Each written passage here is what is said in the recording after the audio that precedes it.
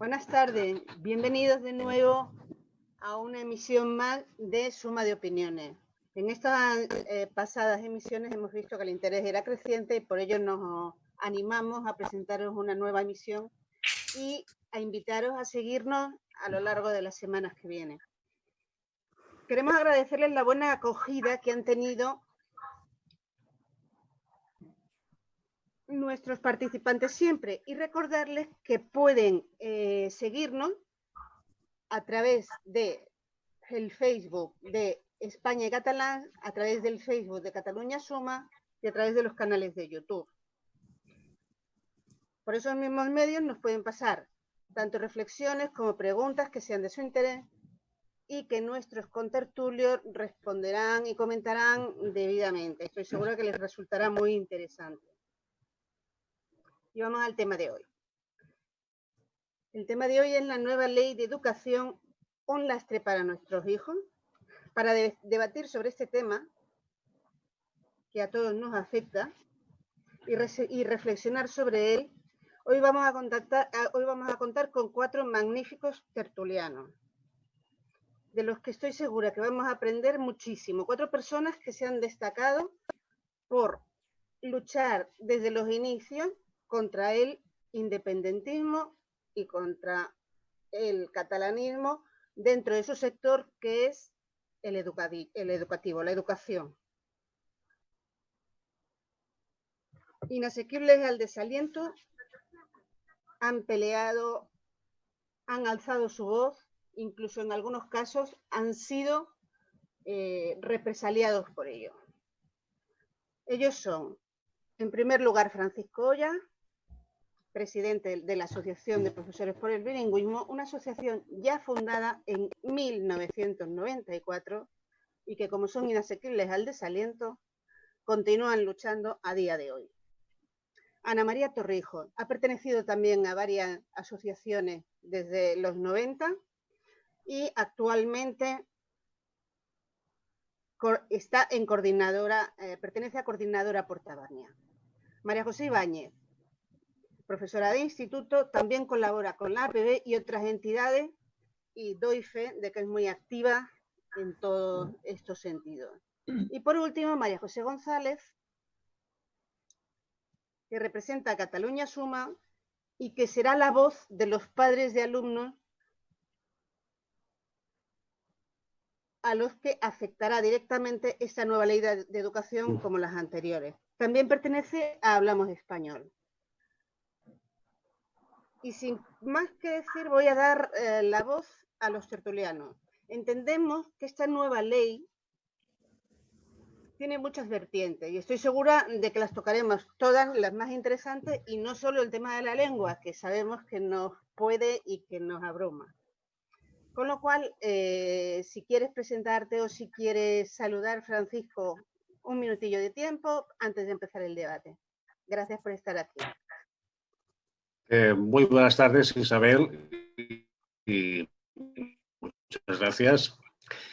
Bueno, soy profesor de Historia desde hace 35 años y soy presidente de la Asociación de Profesores por el Bilingüismo, desde la cual, desde el año 94, tal como has dicho tú, hemos intentado combatir la imposición del catalán en la escuela y el adoctrinamiento político-ideológico a través, sobre todo, de los contenidos de los libros de historia. Creemos que estas cosas tienen una solución relativamente fácil siempre que haya voluntad política por parte del Gobierno de la Nación, cosa que, tal como nos demuestra este proyecto de ley, no existe en estos momentos y no ha existido nunca prácticamente desde la transición. Esa es la verdad. Creo que podremos ir analizando los contenidos de este proyecto de ley que confirmarán pues esta impresión general. Muchas gracias, Francisco. Ana María. Buenas tardes, noches ya. Yo soy licenciada en Filología Clásica, Latín y Griego. He sido profesora 41 años, ahora me he retirado ya. Y he vivido todo el proceso de deterioro de la enseñanza. He participado en varias entidades en una lucha frenética para defender pues, lo que es, digamos, el camino por el que nuestros jóvenes puede llegar a alcanzar pues, un desarrollo intelectual grande. Estoy contenta de estar aquí porque para mí hay dos momentos claves en la vida y son el primero en el seno de la madre, que te estás formando como persona, y después en el seno de la escuela. La escuela te desarrolla la mente y te prepara para desarrollar tus capacidades intelectuales. Y por eso estoy muy satisfecha de estar y compartir aquí este debate. Muchas gracias, Ana María. María José, ¿pasamos a María José? Sí. Buenas tardes, yo soy María José Ibáñez, soy profesora en activo de instituto y así como mis compañeros, yo soy licenciada en Filología Española, así como mis compañeros llevo también 25 años de docente y siempre luchando por la defensa de la libertad, de la cultura, de los valores humanistas, de todos aquellos elementos educativos que son básicos para la formación de nuestros jóvenes y que por ser exactamente así, inasequible al desaliento, cada día con más fuerza a la vista de estas propuestas de ley que son más de lo mismo y siempre son los mismos problemas que no se resuelven y que no se analizan y que no se enfrentan. Estupendo, María José. Chul, la última, pero no por ello la menos importante. Gracias, Isabel. Pues nada, gracias de nuevo por estar aquí. Es un placer, como siempre, pasar este ratito juntos y con todo nuestro cariño desde Cataluña Suma. Como no pensar, ya sé que igual me repito, pero me gustaría pensar de nuevo en el momento en el que estamos viviendo y en todas las víctimas y todos los familiares que hemos perdido. Y hoy, en concreto, me presento como madre de un niño de 11 años y todo el proceso que hemos vivido desde el tema del procés y todo lo que conlleva además la educación en nuestro país, que lo sufrimos evidentemente como el resto de ciudadanos. Y muchas gracias de nuevo. De acuerdo, pues empezamos. El turno de palabras, el que consideréis, por ejemplo, si queréis pues que empiece Francisco para iniciar los turnos. Y yo plantearía, ¿cuáles son los puntos más escabrosos que consideráis en lo que se ha filtrado de esta nueva ley de educación que está fraguándosela? Bueno, hay bastantes cosas. Una de las más graves es que se vuelven a hacer concesiones a los gobiernos regionales que están en manos de separatistas que han provocado pues, un golpe de Estado en Cataluña. Se abandona la posibilidad de que el gobierno central pueda establecer controles sobre la lengua autonómica y a la vez se promueve o se intenta promover la extensión de la educación infantil de 0 a 3 años. Esto es especialmente grave porque, claro, todas estas escuelas de 0 a 3 años están absolutamente en manos de maestros que están muy ideologizados y que, por supuesto, van a hablarles exclusivamente en catalán a los niños. Si esto ya es un problema en la educación primaria, en un niño que todavía está aprendiendo el lenguaje, es más grave todavía porque le van a arrebatar la lengua materna, que, como sabemos, en el caso de Cataluña es casi un 60% de la población la que tiene como lengua materna el español.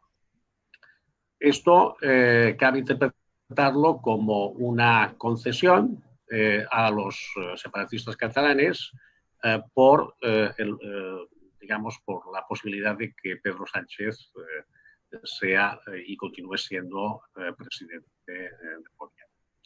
Esto pienso que es una cosa fundamental en lo que atañe a las cuestiones relacionadas con la lengua, pero hay muchísimas más. Por ejemplo, no se hace absolutamente nada por intentar frenar la persecución ideológica que hay a los profesores discrepantes dentro de los institutos. Se pierde la posibilidad de tener contacto, por ejemplo, con la asignatura de religión, no ya religión católica, religión confesional, sino que no se intenta tampoco desarrollar un tipo de historia de las religiones, que sería pues, de una manera bastante interesante de acercar el fenómeno religioso al alumnado. Muchas gracias, Francisco. Esto se rechaza. Le damos la palabra a Ana María y además del tema de la lengua, como ha comentado Francisco y demás, ¿en qué facetas, en qué asignaturas, en qué materias piensa que va a incidir esta ley positiva o negativamente, a tu criterio? Bueno, la ley de la señora Celaá continúa por el camino que ya emprendió la ley de la época en la legislatura del señor Felipe González, que era la LOCSE. Es un deterioro de las humanidades.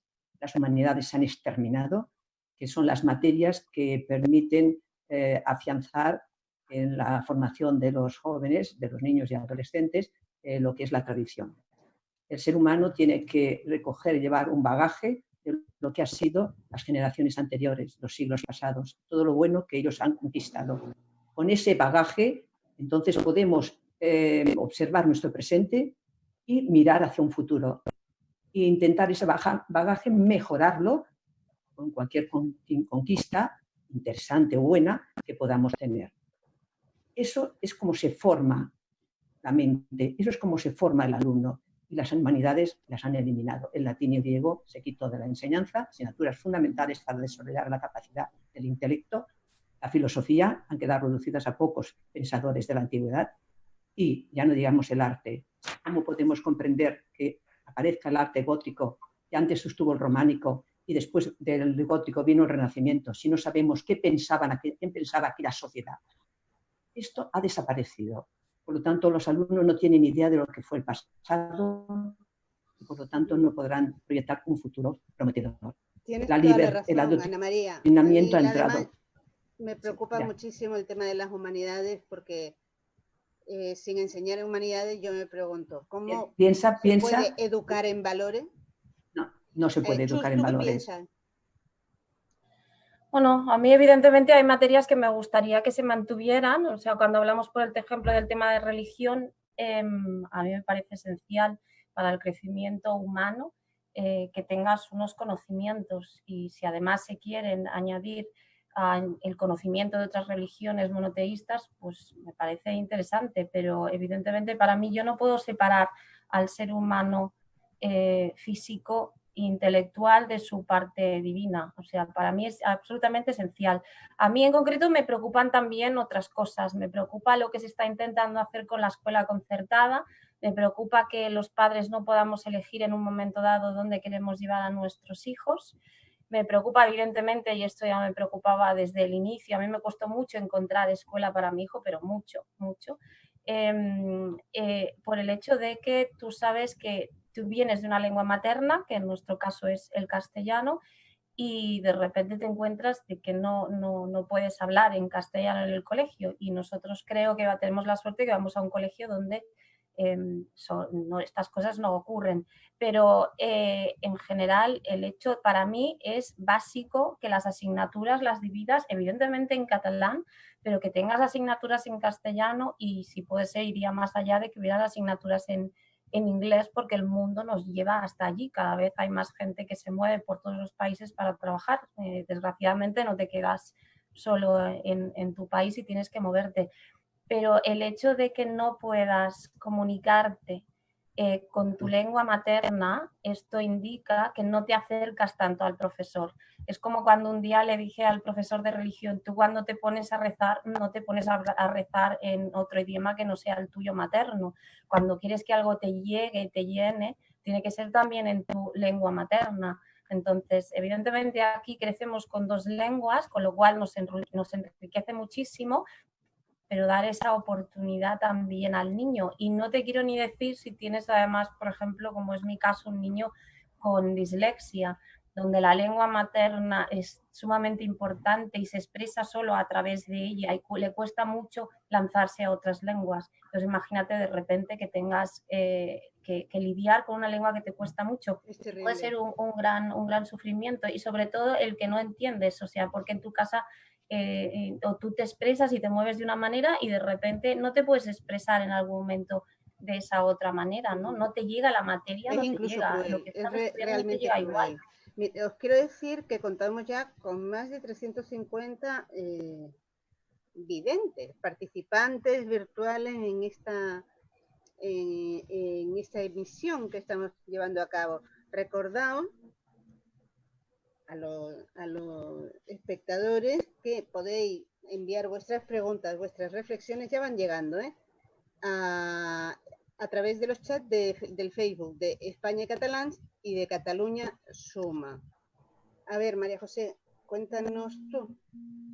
Sí, yo estoy completamente de acuerdo con todo lo que están diciendo mis amigos, mis compañeros, y querría resaltar que, como bien dice Francisco, esta ley ha nacido muerta, puesto que es una ley que va otra vez a hacer política de partido, muy fuertemente ideologizada. Es decir, no es una ley que sea un proyecto de Estado, en el cual pueda persistir, sino que cada vez que llegase un partido y haya un cambio de gobierno va a cambiar la ley educativa. La educación no tiene que ver con la ideología de los partidos políticos, la educación es la base de la sociedad, es el futuro y tiene que estar limitada, tiene que estar normativizada y profesionalizada por parte de los profesionales de la enseñanza.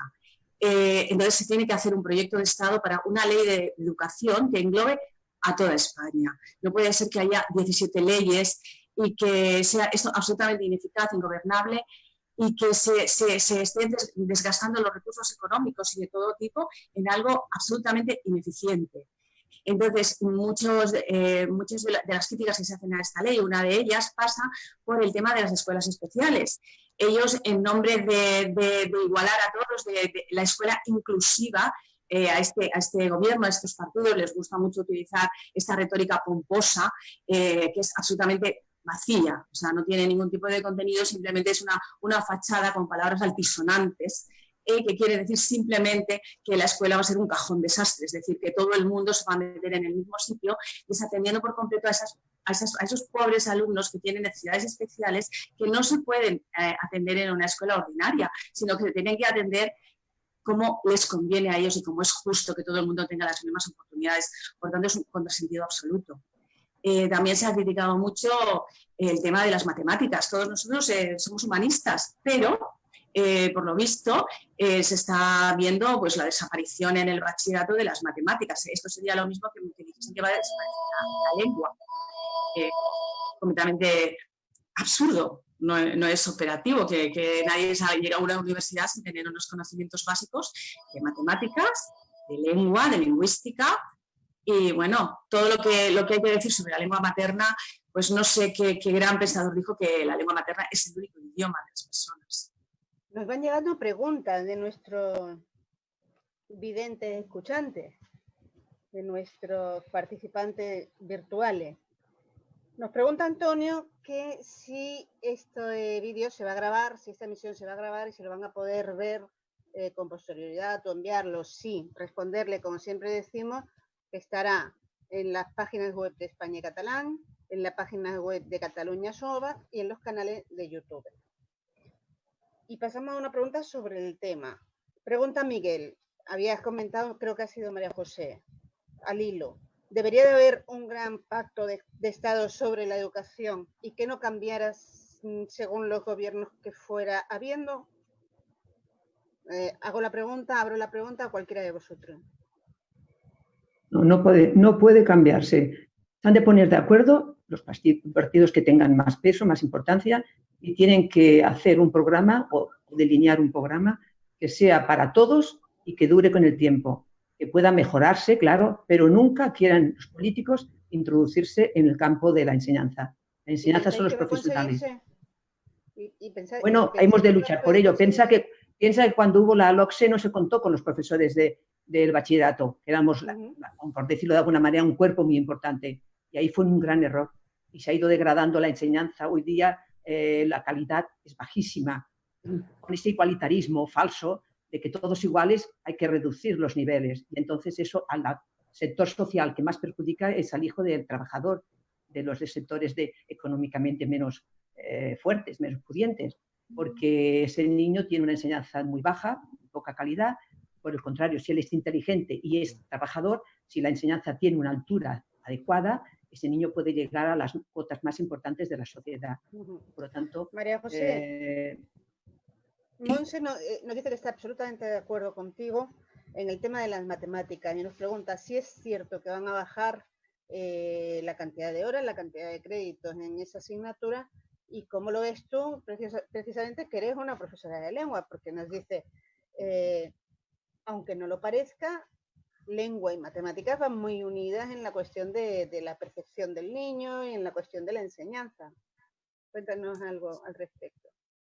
Por supuesto, son las dos digamos, ramas instrumentales del saber, por lo tanto, toda la lógica del cerebro humano, toda su capacidad de analizar, de sintetizar, de relacionar, etcétera, están unidos en ambos lenguajes, el lenguaje verbal y el lenguaje numérico. Entonces, yo no soy experta en el tema de matemáticas, pero se ha dicho que en la rama social de los bachilleratos, los bachilleratos de ciencias sociales, se iban a eliminar las matemáticas. Entonces, claro, yo no sé mucho de lengua y no puedo extenderme, pero para hacer una encuesta como las que hace el CIS, ¿no? No sé si es que estos no han estudiado matemáticas, pero creo que hace mucha falta estudiar matemáticas, estadística, para el marketing, para la economía, todos ellos son ramas de las ciencias sociales. Es una incoherencia que yo no acabo de entender tampoco. Desde luego, por supuesto, esto acompañado de la carencia de horas que en la Comunidad Autónoma de Cataluña tenemos lo que son las lenguas, que son en bachillerato 2 horas a la semana. Una pregunta más que nos lanza Ana, que a mí me parece muy interesante.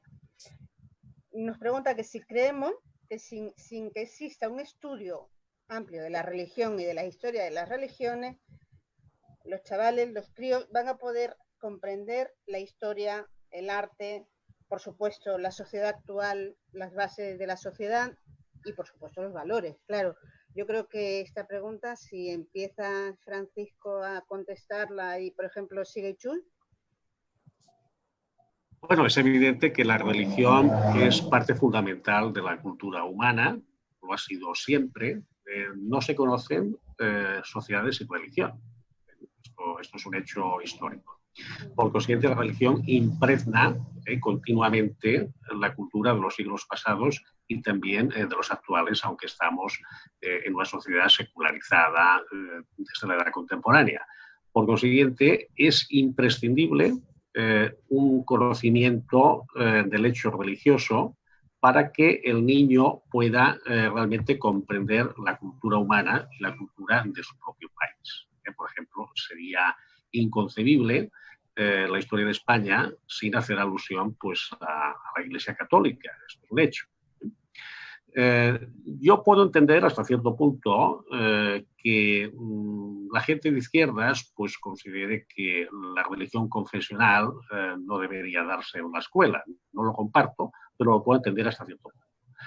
Lo que no tiene ningún sentido es que rechacen también una materia de historia de las religiones, de religión comparada, que sería un gran conocimiento para el alumno y una gran aportación para la tolerancia entre todas las personas de una sociedad en la que pues ya el cristianismo no es la única religión presente, como sabemos. Entonces, es fundamental eliminar este tipo de sectarismo por parte de ciertos partidos de izquierda y que la religión sea estudiada como un hecho cultural en la escuela y que también a la vez haya un espacio para que pueda ser aprendida desde el punto de vista confesional.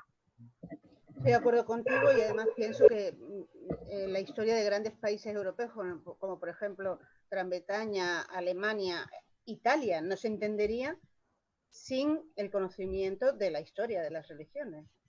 ¿Y tú, Chus, qué piensas? Mira, también es verdad que yo soy una persona muy creyente a mi manera, entonces me pillas en mi punto débil. Pero por si tenía dudas al respecto en algún momento, estos días que yo por suerte tengo teletrabajo y mi hijo está, como todos los otros niños en España, estudiando desde casa, escuchas a los profesores y te acercas a ellos. Y he escuchado las clases de religión, al menos en nuestra escuela, me han parecido fantásticas, porque lo que estaban hablando era de igualdad, lo que estaban hablando era de ecuanimidad, lo que estaban hablando era evidentemente tolerancia, y lo que se intenta es llegarles a través de la compasión. Entonces, ¿cómo puedes crecer un ser humano sin ecuanimidad y sin compasión? A mí me parece imposible. O sea, para mí esta es la base. Y entonces, evidentemente, pues vamos a explicarlas de muchas maneras. Vamos a hablarles qué es budismo, vamos a hablarles qué es hinduismo o qué es judaísmo, pero vamos a hablar de qué es cristianismo, evidentemente. Es nuestra raíz, nuestra base. Perdona, Chos. ¿Me permites, Isabel, decir que está llegando a su fin, y os quiero dar 30 segundos a cada uno. Ana María, los puedes utilizar para tu intervención, para que en un titular, en una frase breve, hagáis un resumen sobre lo que ha sido este programa y os despidáis de nuestro público. Empieza, Ana María, que te he dejado pobre. Bien. No, un detalle, esto del cristianismo es importante, porque pensar que nuestra cultura occidental está basada en el mundo griego, el mundo latino y el cristianismo, que es el que aportó el concepto de solidaridad. Pensar... Efectivamente, así es, Ana María. Y si no se puede entender sin ello. María José. Bueno, pues yo como conclusión diría que esta ley... Esta ley es más de lo mismo, vuelve a ser una ley de partido, se nota la ausencia de un proyecto educativo de Estado que rija en la totalidad de España, que es la única manera de tener una enseñanza igualitaria, de calidad, y que no solamente busque la igualdad de oportunidades, sino también la excelencia en los resultados. ¿Tú? Mirar, a mí me sorprende lo poco que se cuida al maestro, a los maestros en este país.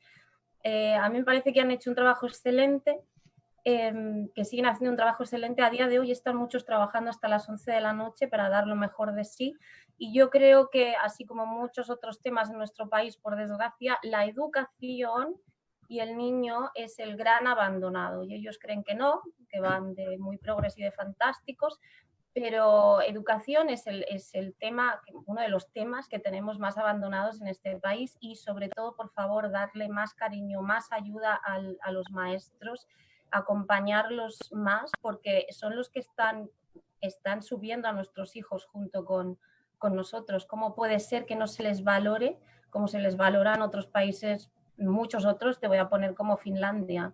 El maestro es alguien a quien se respeta. Aquí se ha perdido el respeto. Entonces, absolutamente. El profesor como figura de respeto. Exacto. Francisco, 30 segunditos, por favor. Bueno, como resumen, podríamos decir que esta es una ley que ha nacido muerta. En cuanto haya un relevo político, será sustituida.